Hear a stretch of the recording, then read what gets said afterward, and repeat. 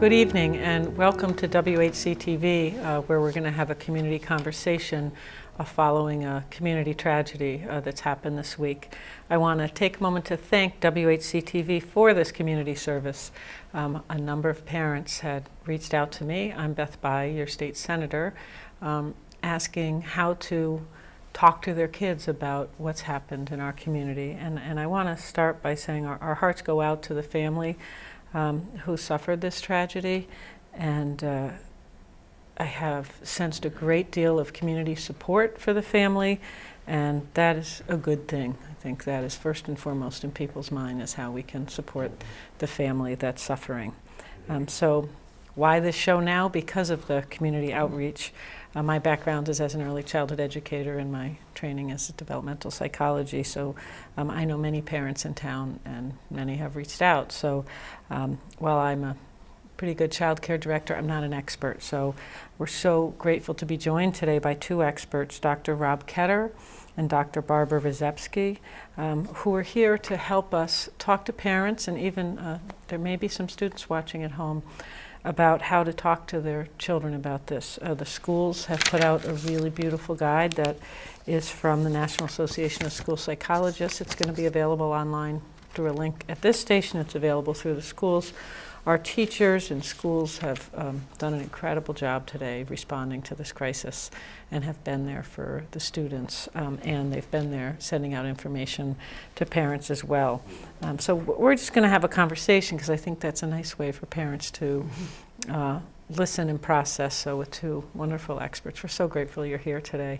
Barbara, I'm going to start with you, and then ask Dr. Keder to respond as well, which is, how do parents respond here? A friend of mine who has lived through a pretty significant trauma said parents need to make sure they take care of themselves, so they're there for the kids. Can you talk a little about that? Yes. So I think when we mean parents take care of themselves, we mean it in the conventional way, like make sure you're getting rest and trying to keep a normal routine. But I think what we really mean is the parent is the essential guide and model for the children in the family. And so to the degree that the parent shows that they are willing to listen, shows that they have feelings that they can handle hearing the children's feelings and remain open, I think that's why parents are the ones seen to steady the emotional ship of the family, so to speak. So when we say parents take care of yourselves, we mean stay alert, stay open, and really be in listening mode, I think, because if kids perceive you as ready to hear anything, you'll probably hear what's on their mind. Yes, thank you. Thank you for that. And Dr. Keder, what's your response to that? So, a situation like this is just really tragic, and I think the hardest part is acknowledging that it's not just tragic for your child, it's tragic for you too. And when we process things with our children, we first have to process it ourselves. So it's kind of like if you're riding on an airplane with your child, if the oxygen mask comes down, you need to put yours on first before you can put your child's on.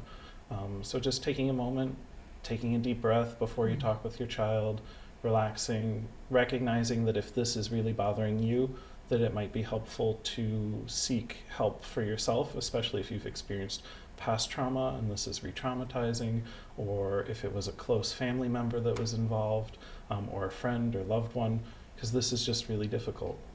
But once we can kind of do a check-in and see that we can be stable, we can be the rock for our children and help them through the grieving process. That's great.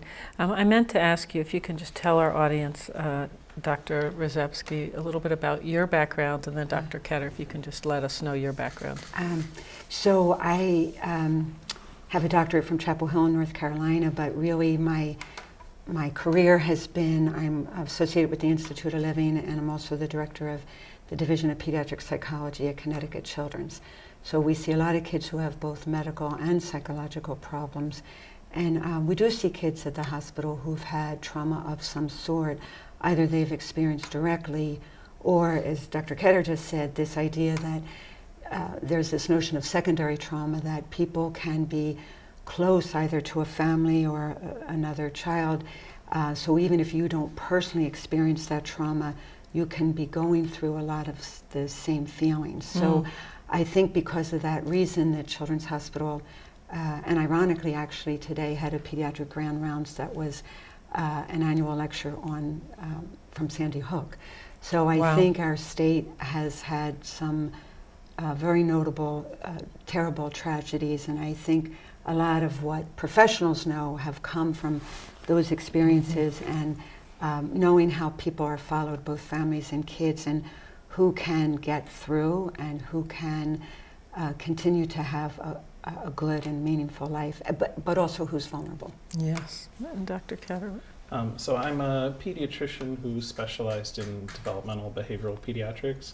I went to Loyola University Chicago for medical school, did my residency here through University of Connecticut, and then my fellowship in developmental behavioral pediatrics at Boston Medical Center through Boston University.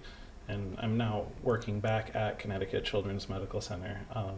And as a developmental behavioral pediatrician, we work with children from all ages, from 18 months to 18 years, and address a wide variety of issues, helping families understand or even diagnose things like autism, anxiety, ADHD, and learning disabilities, and trying to figure out how families can better understand their children and help them reach their potential. Well, you're both residents of West Hartford and incredible community servants, taking some of your very little free time to be with us today. So thank you about that. Is it all right with you? I wanted to elaborate Sure. on something that you just said a few moments ago when you were saying possibly like friends or extended family or neighbors, and I think that underscores this notion of, now, in reality, anyone can vicariously experience trauma, but there is this notion of proximity to trauma. So I would think close friends of the children involved in this, event, nearby neighbors, so when you think of throwing a stone in water and you get those circles that go out wider and wider, so the wider circles might impact anyone who could say, oh, I don't even understand how this could happen. The more likely vulnerability is anybody in those closer circles. And so I think that's what I hope the town, and certainly seems like the school district is trying to do, is to be cast a wide circle. They are. But really recognize that there are some children and families who are in those very close circles to this particular family. I think that's a really excellent point to make, and they need some extra love and attention in this community. I appreciate that. One thing that occurred to me is that in adolescence, kids tend to think the world revolves around me. And so there may be, because of the age, and correct me if I'm wrong, more people who feel in those closer circles just because of the self-focus of adolescence. So Dr. Keder, could you comment on that and how the different ages affect how parents and others can support students? Well, children process things very differently at different ages, and even though we'd like to think that all children process things the same at the same exact age, they don't. There's slight difference and variance for each child. I think it's hard because for very young children, toddlers and preschoolers, they may or may not be aware of what's going on. They might know that something's going on, that people feel sad, or that something bad happened. In that case, it's not that you have to tell them and spill out all of the details of what happened, but if they ask questions, you don't have to lie about it either, and you can just say, oh, there was something bad that happened, somebody got hurt, or somebody died. And if they ask questions at that age, it's natural for preschoolers to ask questions about death, to understand what happened, and to think about it, but not necessarily be affected in the same way that someone who's older might start to dwell on it more. Once you have a child who's older, primary school grades, so like 1st through 5th grade, they might think about it a lot more, especially if they know someone. Yes, and, exactly. And that's where if they're asking questions, again, be honest with them. Don't overshare details, but don't lie either. And it will be natural for them to ask the same question over and over. And that might not be that they didn't understand you, it might just be that they're still processing and they weren't happy with that answer. But it's interesting what you said about the kind of developmentally these days. It is different than it was 5 or 10 years ago, I think. and the degree of connectedness that is both genuine and at times, I think, somewhat superficial. Absolutely. Or Especially created, that right. adolescents feel, like I have 5,000 friends. I mean, I don't think many of us think that close, caring relationships are necessarily that we have that many. But I think it's an interesting point to consider in that it may add to that sense of proximity. Exactly, that's my worry. That we know is important in terms of processing trauma.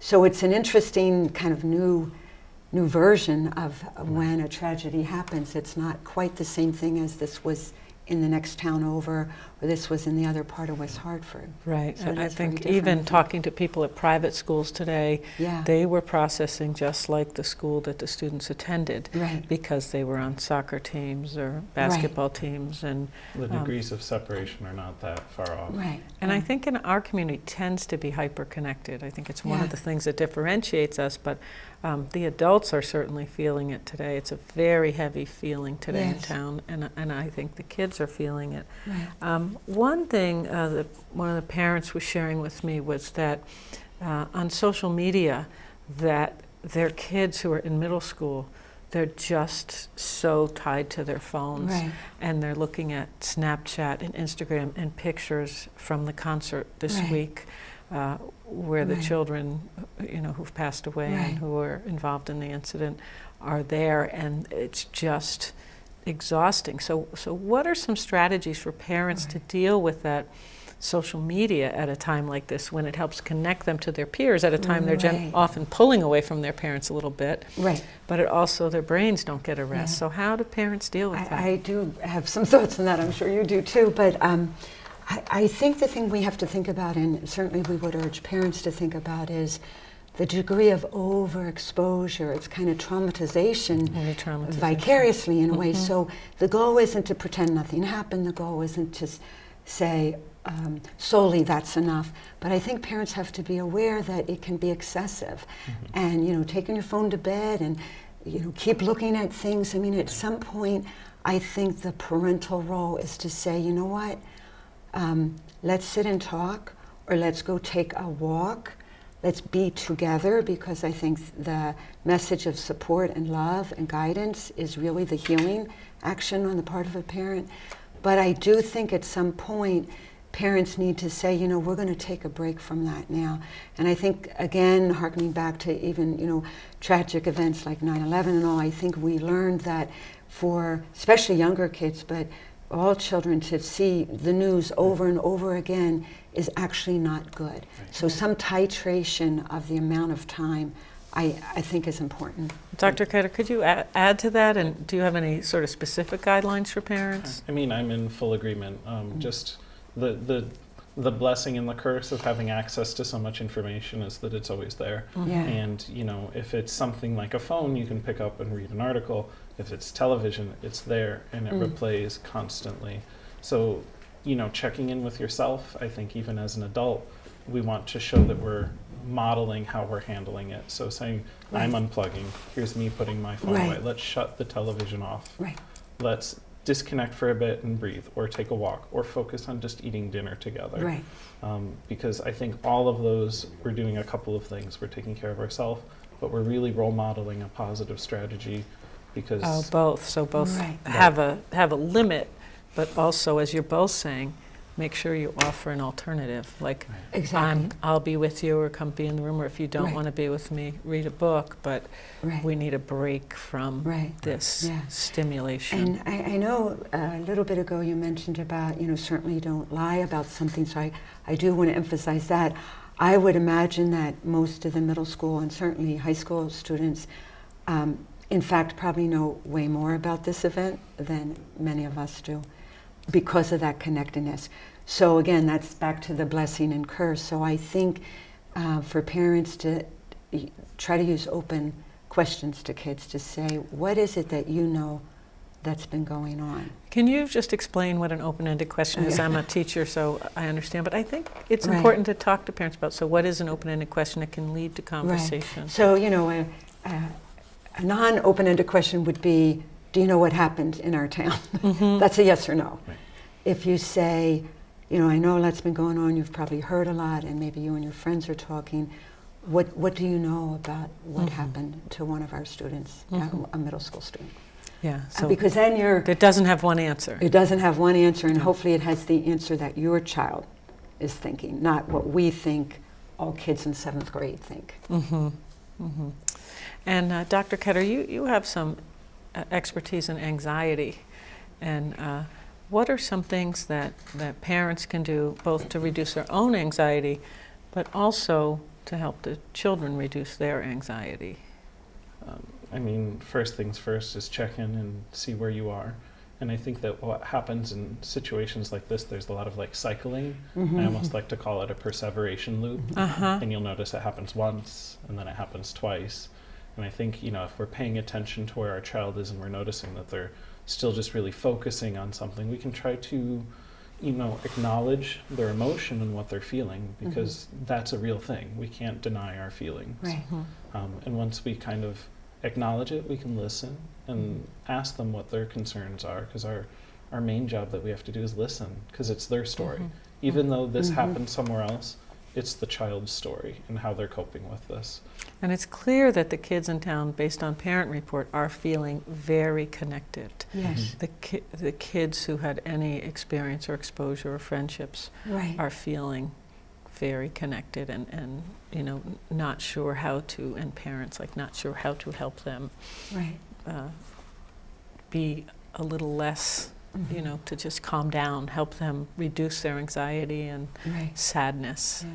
And I do think this is one of those instances where a heavy dose of TLC is great, that obviously in our fields we value talking and expressing feelings, and that's really important, but it can be okay to just sit on the couch and put your arm around your son or daughter and just kind of sit there. That's okay too. It's interesting because this age when kids are pulling away from their parents, and when my daughter was in 8th grade, there were 2 suicides in town, and it was incredibly sad for the kids. And the kids among themselves decided we're going to walk to our elementary schools today after school. They called us and they said, we're going to Bugby, we're going to Wedding Lane, or wherever and we called the elementary schools, and the teacher stayed.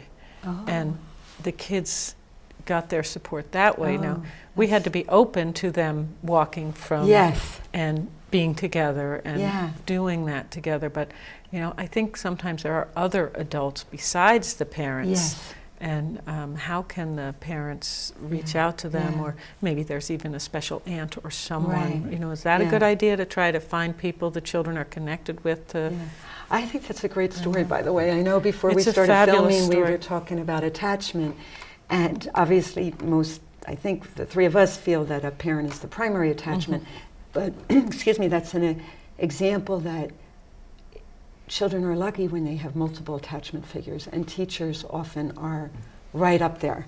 So that's really a lovely story to and think that they wanted to go back at a younger age, maybe when they felt like and I they don't played have on to the hear any of playground, this. and they, that's really lovely. but their teachers all stayed afterwards so that they were there and they could float in and out. And so I know the schools in West Hartford, the response today has been incredible, and it's hard on the teachers. I want to make sure I get to this question, which is how can the adults, teachers, parents, people in the community help the children feel safe? With all that's going on, the parents said, when the sirens go by the school, my kids get scared. When something like this happens, it's highly unusual. How can we make sure kids know that and feel safe? This is hard because childhood is a little different. When we were in school, we didn't have practice safety drills or things like that, and having to be sensitive to all of these things that could be seen as re-traumatizing are difficult. We want to create an environment of safety, and I think that as Dr. Rzepski said, that starts with TLC, and that can come from teachers, and I think teachers, school social workers, and we can't forget coaches too. Coaches are play also a big role. very critical players who play roles in each child's life. And I think that especially as children become older, we're so used to parents being the only person who does deliver that role, but maybe your 14 or 15-year-old doesn't want to tell you everything because you're mom and they're a teenage boy, or vice versa. So what we really want to do is pay attention to see who they do go to, who do they talk about, who do they say that they can talk to at school, and invite them to do to. And I agree with that. If you are worried, reach out to that person and ask them to just check in with your child. Because if we know that we're creating a network, a village that's helping support our child, that's essential. But I think part of it is letting them know that the environment's safe. Part of it is helping slowly move back on with routine. Yes. Because that routine and structure and predictability, it's like scaffolding you put around a building. It helps it feel nice and safe. Right. And then, over time, we can kind of feel that support is there and slowly take that back away. Right. You want to And add I do something? think that handout actually that the school district sent out does a great job of listing all of these practical things. I do think, although at least most of us don't know the details of this, and we can never promise children 100% nothing will go wrong, I think the young age involved, what appears to be this kind of shocking event, we can at least let kids know that this is so unusual. Yeah, They know certain things are a little more likely, but I think in establishing safety, while we can't promise everything, I think we can sometimes put in perspective how unlikely certain events are.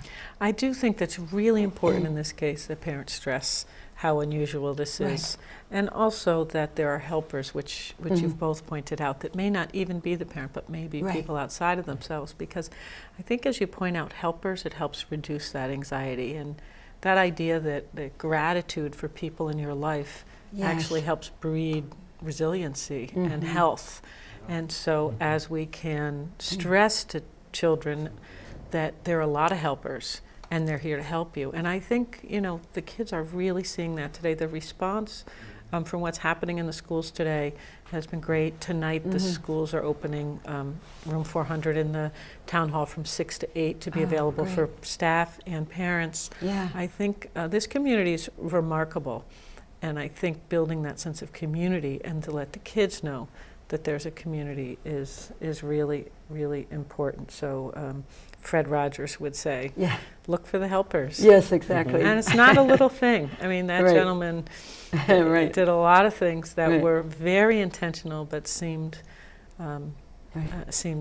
happenstance. But we want to make sure the kids know that danger is not just around the corner. You were talking about what an unusual event that this is. So, sort of the key from what I'm hearing you say, and you can elaborate or correct me, is to let kids know you're safe, you're secure, you're protected here. And I'm here for you. I love when you talked about just that, sort of give them a little extra TLC, make that special meal to say, I'm thinking of you today. So I don't know if you'd add to that. I guess just thinking about, everything's raw and acute at this moment, but